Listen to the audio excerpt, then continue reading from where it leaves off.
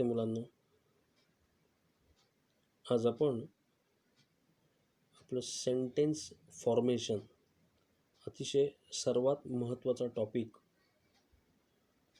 तुमच्या दृष्टिकोनातून पाहणार आहोत, की ज्याला आपण टेन्स असं म्हणणार आहे. आता तुम्हाला माहिती आहे की टेन्स म्हणजे काय? तर टेन्स म्हणजे बरोबर काळ. मराठीमध्ये आपण काळाचे मुख्य 3 प्रकार पाहतो. 1 वर्तमान काळ, 2 भूतकाळ आणि 3 भविष्यकाळ. आता हे मुख्य 3 काळ झाले आणि ह्या प्रत्येक काळाचे 4 उपप्रकार पडतात. असे एकूण मिळून 12 काळ होतात. तसंच इंग्रजीमध्ये सुद्धा आहे. आपण हे काळ पाहणारच आहोत, पण तुम्हाला इथे सगळे काळ आपल्याला काही शिकायचे नाहीत. हळूहळू जसे तुम्ही 7वी 8वी 9वी 10वीला गेल्यावर तुम्हाला ह्या बाकीच्या काळांचा अभ्यास करायचा आहे. आता सुरुवातीला फक्त आपल्याला present tense, simple present tense, simple past tense, खाली इथे दिले सिम्पल फ्युचर टेन्स आणि प्रेझेंट कंटिन्युअस टेन्स. सध्या तरी आपण एवढे काळ पाहणार आहोत. पण तरीसुद्धा मी तुम्हाला हे काळ कसे लक्षात ठेवता येतील आणि कसं हे पाठांतर केल्यानंतर, म्हणजे पाठांतर म्हणजे त्याचे शॉर्ट फॉर्म लक्षात ठेवल्यानंतर आपल्याला याचा किती फायदा होऊ शकतो हे तुमच्या लक्षात येईल. सुरुवातीला काय करूयात, आपण हा काळ म्हणजे काय त्याचं थोडक्यात लक्षात ठेवूयात. कशासाठी हे करायचं आहे, कशासाठी हे अभ्यासायला लागतं? तर आपण मराठीमध्ये बघतो एखादं वाक्य जेव्हा आपण म्हणतो मी आंबा खाल्ला, मी आंबा खातोय, मी आंबा खाणार आहे, ह्या तिन्ही गोष्टी आपल्याला काय दर्शवतात? तर काळ दर्शवतात. आता मी आंबा खाल्ला, मग आता खातोय का तो? नाही. तो काय सांगतो? मी आंबा खाल्ला. बरोबर की नाही? म्हणजे हे वाक्य कुठलं झालं? तर भूतकाळातलं वाक्य झालं. मग ह्याची गरज केव्हा लागते? तर ज्यावेळेस तुम्ही एखादा निबंध लिहिता, पत्र लिहिता, एकमेकाशी संभाषण करता, तर त्यावेळेस जसं लहान मुलं बघा, त्याला ह्या ग्रॅमॅटिकली हे सेंटेन्स कुठलं वाक्य कधी उच्चारायचे ह्याचं त्याला माहिती नसतं. मग त्यावेळेस आपण समजून घेतो. पण हे कधी लहान असताना. मोठं झाल्यानंतर आपल्याला या सगळ्या गोष्टी कळाल्या पाहिजेत. म्हणूनच लहानपणी आपल्याला जसं मोठा गट, त्याच्यानंतर 1ली 2री 3रीमध्ये आपले शिक्षक शिकवत असतात मराठीमधून. तसंच हे इंग्रजीमधून देखील आपल्याला वाक्यरचना करता आली पाहिजे ह्या छोट्या छोट्या गोष्टी. तर त्यासाठी आपल्याला सुरुवातीला आपण हा सिम्पल प्रेझेंट टेन्स जो आहे तर तो शिकणार आहोत. आता मुळात समजून घ्या, सिम्पल जसं मी तुम्हाला सांगितलं की वर्तमान काळ, भूतकाळ आणि भविष्यकाळ हे झाले काळाचे 3 मुख्य प्रकार. त्यालाच इंग्रजीमध्ये काय म्हणतात? प्रेझेंट टेन्स, पास्ट टेन्स आणि फ्युचर टेन्स. म्हणजे वर्तमान काळाला काय म्हणतात? Present tense. भूतकाळाला काय म्हणतात? Past tense. आणि भविष्यकाळाला काय म्हणतात? Future tense. लक्षात आलं? ह्या सगळ्या गोष्टी तुम्ही तुमच्या वहीमध्ये लिहायच्यात बरं का. तर आपण सिम्पल प्रेझेंट टेन्स म्हणजे SP, त्यानंतर PC, PP आणि PPC असे आपण शॉर्ट फॉर्म पाडले की तुमच्या ते लक्षात येतील. मी काय म्हणलं? पहिला काय म्हणलं आपण? SP म्हणजे सिम्पल प्रेझेंट टेन्स, साधा वर्तमान काळ. दुसरा PC म्हणजे प्रेझेंट कंटिन्युअस टेन्स, म्हणजे कुठला झाला? चालू वर्तमान काळ. तिसरा कुठला आहे? PP म्हणजे प्रेझेंट परफेक्ट टेन्स, म्हणजे पूर्ण वर्तमान काळ. आणि शेवटचा चौथा कुठला आहे? PPC म्हणजे प्रेझेंट परफेक्ट कंटिन्युअस टेन्स, म्हणजे चालू पूर्ण वर्तमान काळ. आणि असेच हे 4 प्रकार पुढच्या पास्ट टेन्समध्ये आणि फ्युचर टेन्समध्ये पडतात. आता आपण थोडक्यात आपल्याला इथं काय शिकायचे तर हे आपण बघूया. Simple present tense we use it, म्हणजे ह्या गोष्टी ज्या आहेत तर ह्या आपण रोजच्या जीवनात रेग्युलर वापरत असतो. कुठे वापरतो तर ज्या आपल्या सवयी आहेत त्या सवयींमध्ये, किंवा आपण दररोज पुस्तक वाचत असतो, त्या पुस्तक वाचण्याचा सुद्धा ज्यावेळेस वाक्य येतं तर त्यावेळेस सुद्धा म्हणजे रेग्युलर जे आपण क्रिया करतोय, जे हॅबिच्युअल ॲक्शन्स आहेत, सूर्य पूर्वेला गवतो, बरोबर आहे की नाही, हे रेग्युलर आहे, हे जे सत्य ज्याला म्हटलं जातं, हे सगळं कशामध्ये येतं, सिम्पल प्रेझेंट टेन्स. इथे दिले बघा, टू टॉक अबाउट रेग्युलर और हॅबिच्युअल ॲक्शन. उदाहरण, she reads book, Sachin lives in India. ती पुस्तक वाचते, सचिन इंडियामध्ये राहतो. हे तो भारतातच राहतोय, ती पुस्तक वाचतीये. मग ती आत्ता वाचतीये का तर नाही, आत्ता नाही वाचत आहे. तिची ही रेग्युलर वाचण्याची, आपण दररोज ब्रश करतो की नाही, मग त्यावेळेस ही सुद्धा दररोजची क्रिया झाली. मग ह्या सगळ्या क्रिया कशामध्ये येतात तर सिम्पल प्रेझेंट टेन्समध्ये येतात. दुसरं बघा, अजून काय काय येतं ह्याच्यामध्ये, to express general truth. To express general truth म्हणजे काय, मी आत्ता जे सांगितलं तुम्हाला, the sun rises in the east, सूर्य हा पूर्वेला उगवतो. मग ह्या ज्या गोष्टी सांगायच्या असतात ह्या सगळ्या सिम्पल प्रेझेंटमध्ये, ही जी वाक्य आहेत ही सगळी सिम्पल प्रेझेंट टेन्सची वाक्य असतात. पुढे, हनी स्वीट. आता हे सांगायची आवश्यकता काय, साखर गोड असते हे सांगायला पाहिजे का नाही, तसं हनी म्हणजे जे मध आहे ते स्वीट आहे हे सांगायची काय आवश्यकता आहे का तर नाही, हे सत्यच आहे, हे बरोबर आहे. परंतु ही जी वाक्य येतात तर ती कशात येतात तर सिम्पल प्रेझेंट टेन्समध्ये येतात. अजून काय काय येतं तर फॉर फ्युचर रेफरन्स, म्हणजे पुढच्या दृष्टिकोनातून पुढं काय घडणाऱ्या ज्या क्रिया आहेत त्या जर आपल्या निश्चित स्वरूपाच्या असतील तर त्यासुद्धा आपल्याला सिम्पल प्रेझेंट टेन्समध्ये सांगता येतात.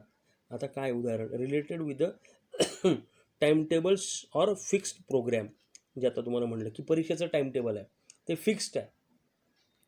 10वीच्या बोर्डाची परीक्षा जी आहे ती 11 मार्च 2021ला आहे, 11 तारखेवर. हे जर समजा बोर्डाने टाइम टेबल फिक्स केलं की ते काय झालं, ट्रूथ, एकदम फिक्स झालं ते. मग ते कुठल्याच टेन्समध्ये येतात, सिम्पल प्रेझेंट टेन्समध्ये येतात. The match starts at 9 o'clock, 9 वाजता मॅच सुरू होणार आहे आपली. आपण जे बघा तुम्हाला झूम मिटिंगला वगैरे किंवा काही पाठवत असतील तर त्यावेळेस आपण काय सांगतो, झूम मिटिंगची आमची किती वाजता आहे, 7 वाजता बरोबर आहे, किंवा 11 वाजता मिटिंग ठेवली आहे, किंवा आपण मध्यंतरी आपण शाळेचे प्रोग्राम घेतले तर त्याचंसुद्धा टायमिंग दिलं होतं. मग ते सुद्धा कशामध्ये मोडलं जातं तर ह्या सिम्पल प्रेझेंट टेन्समध्ये मोडलं जातं. The train leaves tonight at 10 PM. PM चा अर्थ काय होतो, संध्याकाळी. हे पण लक्षात ठेवा, जे आपण तुम्हाला क्लॉकमध्ये घेतलं आहे. म्हणजे आपली ही जी रेल्वे आहे ती किती वाजता सुटणार आहे तर रात्री 10 वाजता सुटणार आहे.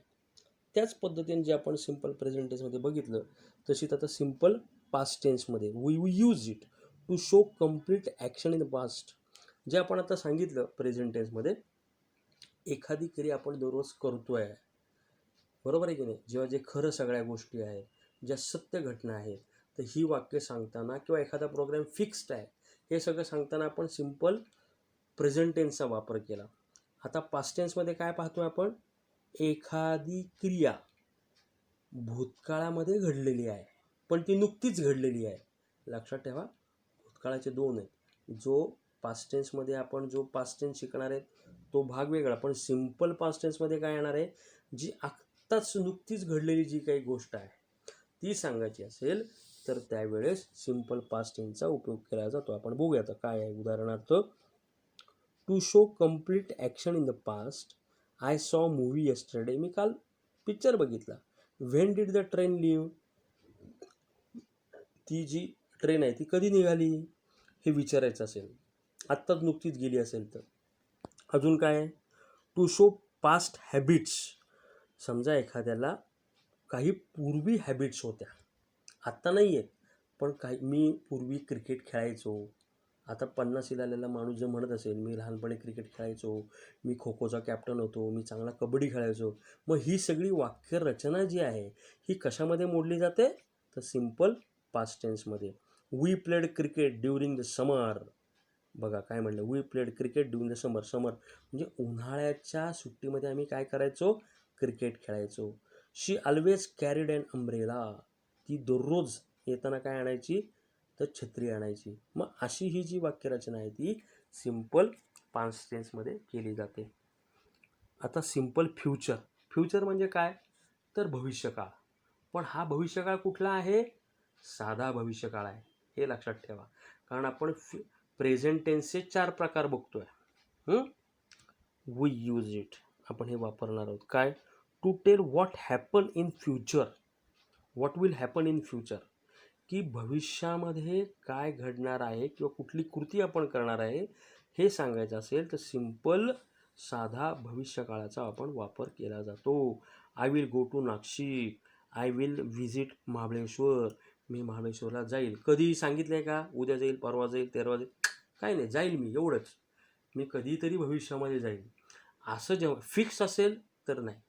फिक्स असेल तर ते साधा वर्तमान काळात साध्या भविष्यकाळात येत नाही. पण मी कधीतरी जाईल, मी बोलेल, बरोबर. मी मग पंतप्रधानांना भेटेन, मी उद्या पंतप्रधान होईल. ह्या सगळ्या गोष्टी सिम्पल फ्युचर टेन्समध्ये येतात. आता शेवटचं फक्त इथे आहे की ह्यांनी फक्त एवढंच घेतले, प्रेझेंट कंटिन्युअस टेन्स. साधा कुठला? चालू काळ, प्रेझेंट कंटिन्युअस. ह्याच्यामध्ये काय येतं? एखादी क्रिया चालू असते त्यावेळेस जर सांगायचं असेल तर या काळाचा वापर करा. मी खेळतोय, आय एम प्लेईंग, मी आत्ता खेळतोय. मी आता चित्रपट बघतोय, मी आत्ता वाचतोय, आय एम रिडिंग बुक. मी टी व्ही पाहतोय, I am watching T V.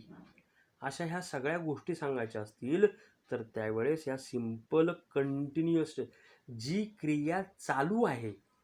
आता हे कशावरून ओळखायचं हे पण लक्षात ठेवा. क्रिया चालू आहे ज्या व्हर्बला आय एन जी प्रत्यय लागला जातो त्यावेळेस कंटिन्युअस काळ येतो. आता हा कंटिन्युअस काळ तिन्ही ऋतूत आहे, म्हणजे तिन्ही टेन्समध्ये आहे. प्रेझेंट टेन्समध्ये पण आहे, पास्ट टेन्समध्ये पण आहे आणि फ्युचर टेन्समध्ये पण आहे. मग हे ओळखण्यासाठी आय एन जी जर प्रत्यय असलेले वर्ब असेल तर ते कंटिन्युअसमध्येच मोडलं जातं. तुम्ही आत्ता फक्त एवढंच लक्षात ठेवा की प्रेझेंट कंटिन्युअस काळ आहे म्हणजे जी क्रिया आत्ता चालू आहे ती जर सांगायची असेल तर त्यावेळेस प्रेझेंट कंटिन्युअसचा काळ वापरला जातो. आता उदाहरण आपण इथं बघितलं म्हणजे to tell something is happening now at every moment. म्हणजे आत्ता क्रिया चालू आहे. आय एम प्लेईंग, मी आत्ता खेळतोय. मग हे सांगायचं तर कुठला काळ? Present continuous. Sagar is reading a book, तो आत्ता पुस्तक वाचतोय, आत्ता तो करतोय, हे सांगायचे म्हणून प्रेझेंट कंटिन्युअस टेन्सचा वापर केला जातो. तुम्हाला समजलं असेल. आता आपण पुढं काही इथे उदाहरणं बघूया. Read the sentence and choose the correct option to make it meaningful. The sun, आताच तुम्हाला the sun dash in the west. आता कुठलं येणार आहे? मगाशी आत्ता वाक्य सांगितलं बघ. The sun rise, the sun set, sun rises, sun rose. आता इथे विचार करण्यासारखी गोष्ट आहे. The sun dash in the west म्हटलं आहे म्हणजे दिशा कुठली झाली? ईस्ट म्हणजे कुठली? पूर्व. वेस्ट म्हणजे काय आहे? पश्चिम. मग पश्चिम दिशेला सूर्य काय करतो माहिती तुम्हाला? काय होतो? सूर्य पश्चिम दिशेला मावळतो. मग मावळतेसाठी कुठला शब्द आहे? Set. The sun sets in the west. मग राईज म्हणजे उगवणे, सेट म्हणजे मावळणे. लक्षात आलं? बघा इथं दिलं, it is generally truth and tell it is have to use simple present tense, जे आत्ताच तुम्ही आपण बघितलं. दुसरं वाक्य बघा. Read the sentence and choose the correct option to make meaningful. Once there dash a king. Once there काय? Lived. आता तुम्हाला हे एक लक्षात ठेवा, तुम्हाला हे ओळखताना हा काळ कुठला आहे हे ओळखायचं आहे. खाली 4 पर्याय दिलेत: लिव्ह, लिव्ड, लिव्ज आणि लिव्ह. आता प्रत्येकातला फरक बघा. LIV लिव्ह म्हणजे राहणे. आता वन्स आणि लिव्ह हे एकत्र येतील का? Once there live in king. का? लिव्ह हे केव्हा परत जातं? तो आत्ता राहत असेल तर. आणि वन्स म्हणजे एकदा. मग एकदा राजा तेथे राहत होता. मग होतासाठी यातलं कुठलं भूतकाळी रूप आहे? तर ईडी लागले जे आहे ते लिव्ड. लक्षात आलं? म्हणून LIV ED. दुसरा जो ऑप्शन आहे तो सिम्पल पास्ट टेन्स जो आहे तर तो आपल्याला इथं घ्यावा लागेल. Read the pairs of words and decided which pair is wrong. कुठली जोडी चुकीची आहे हे ओळखायचं आपल्याला. काय आहे? Work, work, eat, ate, tell, tall आणि गो, वेंट. ओळखली? लक्षात आली असेल तुम्हाला. सगळीकडे भूतकाळी. इटचा पास्ट टेन्स हा एट आहे, म्हणजे एट हे भूतकाळी रूप आहे. माहीत नसेल तर लक्षात ठेवा. आणि गोचा वेंट, गो म्हणजे जाणे आणि वेंट म्हणजे गेला, हा भूतकाळी रूप झालं. तसं वर्कला ईडी प्रत्यय लागतो. Work, word. मी हे जे वर्ब जे आहेत ना तुम्हाला ह्याची एक यादी लिस्ट तुम्हाला पाठवतो, तुम्ही तुमच्या वहीमध्ये लिहून घ्या आणि समजून घ्या. तर तिसरं जे आहे टेल, टॉल, ह्या दोघांचे अर्थ वेगळा आहे. टेलचा पास्ट टेन्स काय होतो? टोल्ड होतो. लक्षात आलं? आणि टॉलचा अर्थ वेगळा. टॉल म्हणजे उंच. तर इथं जी पेअर आहे ही चुकीची आहे. लक्षात आलं? म्हणून ऑप्शन तिसरं जे आहे ते बरोबर आहे. खाली काय दिलं? पिक द ऑड मॅन आउट. काय दिलं इथे? सिंग, वर्क, प्ले आणि क्रिकेट. लक्षात आलं? सिंग, वर्क, प्ले हे तिन्ही काय आहेत बरं? वर्ब आहेत. गातो, काम करतो, खेळतो. मग क्रिकेट काय आहे? क्रिकेट कुठलं वर्ब आहे का? नाही, तर तो काय आहे? नाऊन आहे. लक्षात आलं? क्रिकेट. म्हणून इथं ऑड मॅन आउटमध्ये क्रिकेट जे आहे तर ते बाहेर पडेल. खाली observe the picture and decide which word is not related with this object. आता इथं ऑब्जेक्ट कुठला आहे? इथे कुठलं चित्र दिसतं तुम्हाला? तर एक आंब्याचं चित्र आपल्याला दिसतं असं समजा. बरोबर? आता काय दिले? कट, इट, प्ले आणि टेक. कट, इट, प्ले आणि टेक. आता प्ले म्हणजे त्याच्याबरोबर खेळण्यासारखी गोष्ट आहे का ती आंबा? नाही. म्हणून कट, इट, टेक हे बरोबर आहे आणि प्ले जो काय आहे तो चुकीचा आहे. म्हणून तिसरं जो ऑप्शन आहे तर तो आपण तिसरं ऑप्शन जे आहे ते चुकीचं आहे. म्हणून तिसऱ्याला टिक मार्क करायचे. लक्षात आलं? तर अशा प्रकारचेच तुम्हाला काही मी वेगवेगळे जे काही ॲक्टिव्हिटी आहेत तर त्या मी तुम्हाला करून पाठवतो. तुम्ही लक्ष द्या आणि ते व्यवस्थित सोडवण्याचा प्रयत्न करा. लक्षात आलं? हे सगळं मी जे सांगितलं आहे ना हे लिहून घ्या. ही सुद्धा उदाहरणं तुमच्या वहीमध्ये असू द्यात म्हणजे तुमच्या लक्षात येईल. ठीक आहे? आपण इथे थांबूयात. थँक्यू. धन्यवाद मित्रांनो. जिजामाता स्कूल भोसरी या चॅनलला सबस्क्राईब करा आणि बेल आयकॉन दाबायला विसरू नका. जय हिंद, जय महाराष्ट्र.